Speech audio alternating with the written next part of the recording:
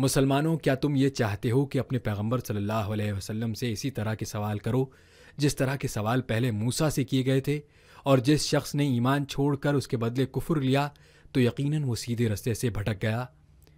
بہت سے اہل کتاب اپنے دل کی جلن سے یہ چاہتے ہیں کہ ایمان لا چکنے کے بعد تم کو پھر کافر بنا دیں، حالانکہ ان پر حق ظاہر ہو چکا ہے۔ تو تم معاف کر دو اور درگزر کرو یہاں تک کہ اللہ اپنا دوسرا حکم بھیجے، بے شک اللہ ہر بات پر قادر ہے۔ اور نماز ادا کرتے رہو اور زکوٰۃ دیتے رہو، اور جو بھلائی اپنے لیے آگے بھیج رکھو گے اس کو اللہ کے ہاں پا لو گے۔ کچھ شک نہیں کہ اللہ تمہارے سب کاموں کو دیکھ رہا ہے۔ اور یہودی اور عیسائی کہتے ہیں کہ یہودیوں اور عیسائیوں کے سوا کوئی بہشت میں نہیں جائے گا۔ یہ ان لوگوں کے خیالات باطل ہیں۔ اے پیغمبر، ان سے کہہ دو کہ اگر سچے ہو تو دلیل پیش کرو۔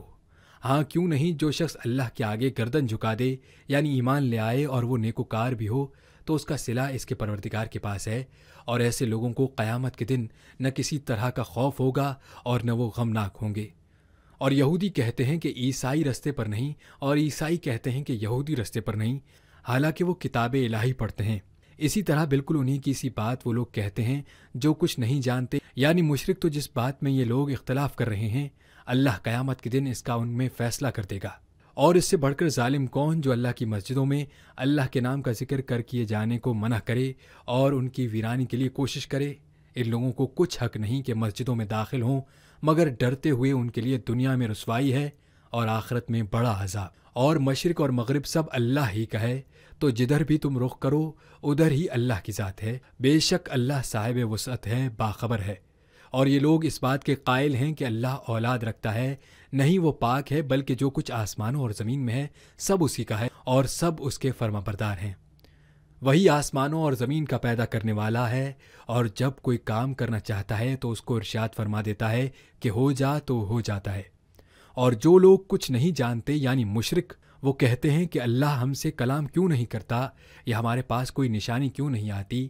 اسی طرح جو لوگ ان سے پہلے تھے وہ بھی انہی کی سی باتیں کیا کرتے تھے۔ ان لوگوں کے دل آپس میں ملتے جلتے ہیں۔